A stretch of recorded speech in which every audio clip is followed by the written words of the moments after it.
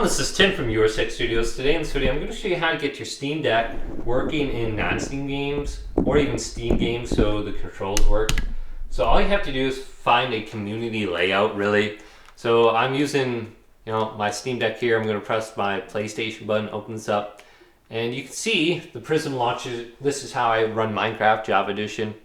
I want to go over to my controller settings. Go to controller settings right here. And you might see your Steam Deck right now. But on the top, we have PS5 controller and Steam Deck. So we want to go over to Steam Deck and then go to right here.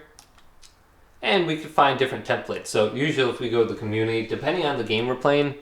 So I'm playing Prism. I added this one, Minecraft Prism Steam controller. I download this, then apply it. So my Steam Deck's in the way.